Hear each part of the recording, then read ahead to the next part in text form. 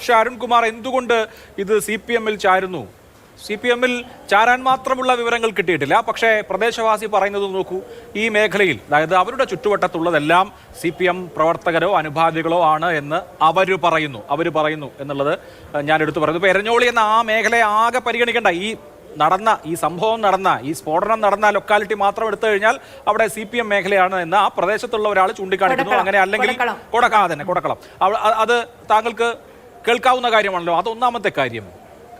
നോക്കൂ, കഴിഞ്ഞ തവണ നമ്മൾ ഇതുപോലെ ചർച്ച നടത്തിയത് എപ്പോഴാണ്? അത് തെരഞ്ഞെടുപ്പ് കാലത്താണ്. അത് ആ ബോംബ് സ്ഫോടനത്തിൽ ആർക്കെതിരെയാണ് കേസും നടപടിയും വന്നത്? DYFIയുടെ പ്രവർത്തകർക്കെതിരെയാണ്. CPM തന്നെ ഒരു ഘട്ടത്തിൽ DYFI പാർട്ടിയുടെ പോഷക സംഘടന അല്ലല്ലോ എന്നൊക്കെ പറയുന്ന നിലയിൽ, അങ്ങനെ പറയേണ്ടി വന്ന നിലയിലൊക്കെയുള്ള കാര്യങ്ങൾ നമ്മുടെ ഓർമ്മയിലുണ്ടല്ലോ. ഏറ്റവും ഒടുവിൽ നമ്മൾ കണ്ണൂരിലെ ബോംബ് രാഷ്ട്രീയത്തെക്കുറിച്ച് സംസാരിച്ചത് നിങ്ങളുടെ പ്രവർത്തകർ ഉൾപ്പെട്ട ബോംബ് നിർമ്മാണത്തിനിടെ ഒരാൾ കൊല്ലപ്പെട്ട സംഭവമായിരുന്നു. ബോംബ് സ്ഫോടനത്തിൽ കൊല്ലപ്പെട്ട 2 പ്രവർത്തകർക്ക് സ്മാരകം ഒരുക്കുകയും സംസ്ഥാന സെക്രട്ടറി അതിന്റെ ഉദ്ഘാടകനാക്കി തീരുമാനിക്കുകയും ചെയ്തത് നിങ്ങളുടെ പാർട്ടിയായിരുന്നു. ഇതാണ് നമ്മൾ 1 മാസം മുമ്പ് ചർച്ച ചെയ്തത്. അപ്പോ ഈ സാഹചര്യത്തിൽ ഈ വിഷയം വരുമ്പോൾ സ്വാഭാവികമായും ആദ്യം മറുപടി പറയേണ്ടത് നിങ്ങളാണ്.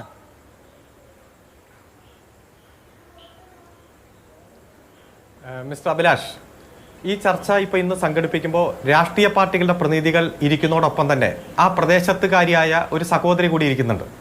ആ സഹോദരി 4 വർഷം മുമ്പ് അവിടെ നിന്ന് വിവാഹം കഴിച്ച് പോയതാണെന്നും അടുത്ത കാലത്തെ സാഹചര്യങ്ങളൊന്നും അവർക്കറിയില്ലെന്നും ഒരു പഞ്ചായത്ത് മെമ്പർ ഇതേ ചാനലിൽ തന്നെ കുറച്ച് മുമ്പ് പറഞ്ഞു. അവിടുത്തെ പഞ്ചായത്ത് മെമ്പറായിട്ടുള്ള നിമിഷ.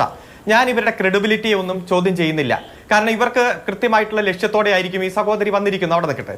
ഞാൻ ഈ ചർച്ച തുടങ്ങിയപ്പോൾ പറഞ്ഞു, ഇന്ന കോൺഗ്രസ് നേതാക്കന്മാരുടെ വീട്ടിൽ സ്ഫോടനം നടന്നിട്ടുണ്ട്. ഇന്ന കോൺഗ്രസ് നേതാക്കൾ കൃത്യമായി പറയാലോ. ഷമ്മി രാജ് കോൺഗ്രസ് നേതാവിന് അല്ല, ഞാൻ പറയട്ടെ സഹോദരി, ഞാൻ പറഞ്ഞോട്ടെ അല്ല അഭിലാഷ, ഞാൻ ചർച്ചയിൽ തുടരണമെങ്കിൽ അവരോട് മിണ്ടായിരിക്കാൻ പറയാം. അല്ല പറയാൻ അവസരം തരാം. അദ്ദേഹം പറഞ്ഞു പൂർത്തീകരിച്ചതിന് ശേഷം പറയാൻ അവസരം തരാം. അല്ല, ഇത്തരം ചർച്ചയ്ക്ക് താല്പര്യമില്ല. ഞാൻ പറയുമ്പോൾ ഞാൻ പറയും.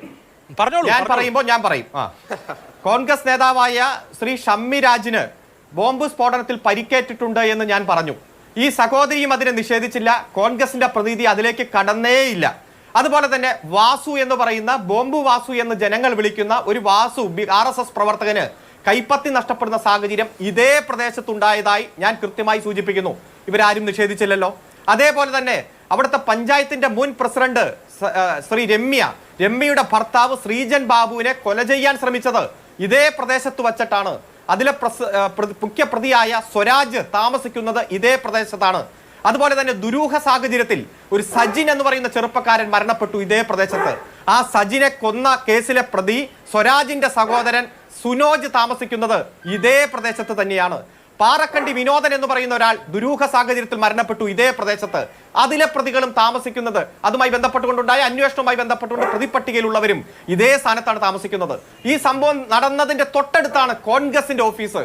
കോൺഗ്രസിനും അതുപോലെ BJPക്കും തുല്യ സ്വാധീനമുള്ള പ്രദേശത്ത് തന്നെയാണ് ഈ സംഭവം നടന്നത്.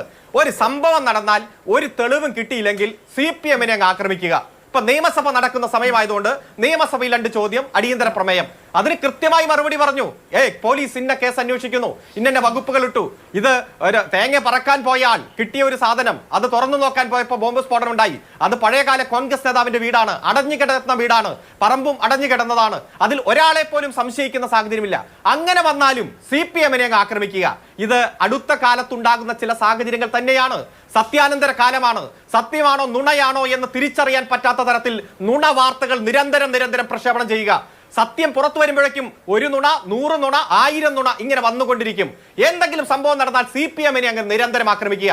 ഞാൻ ഇപ്പോഴും ചോദിക്കുന്നു, കോൺഗ്രസ് പ്രതിനിധി, ബഹുമാനപ്പെട്ട പ്രതിനിധി, താങ്കൾ പറഞ്ഞല്ലോ എറണാകുളത്ത് CPM-ന്റെ ഓഫീസിൽ മാത്രം ഇരിക്കുന്ന ആളല്ലേ നിങ്ങൾ കണ്ണൂർക്കും കാസർഗോഡിനും എല്ലാം വരണമെന്ന്.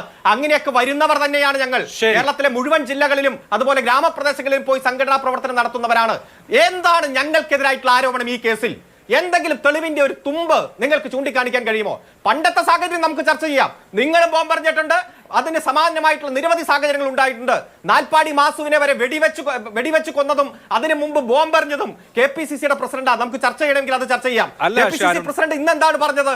ഇനിയും ബോംബുകൾ ഇനിയും പൊട്ടാനുണ്ട് എന്നാണ് പറഞ്ഞത്.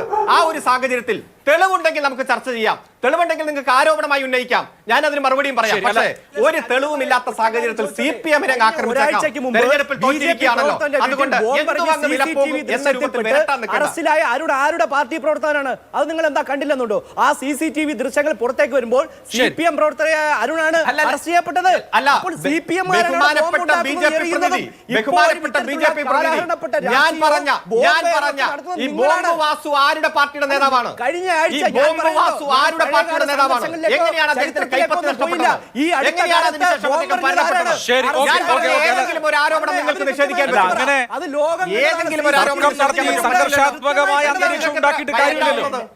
അല്ല, ഇവിടെ ആത്യന്തികമായ പ്രശ്നം എന്താണ്? ഞാൻ വരാം ശ്രീമതി സീന, എനിക്കൊരു കാര്യം പറയാൻ അനുവദിക്കാം. ഇപ്പൊ വരാം.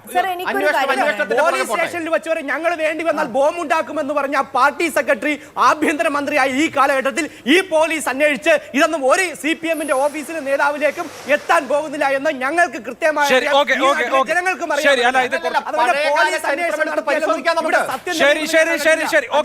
ശരി, വിഷ്ണു, ശരി.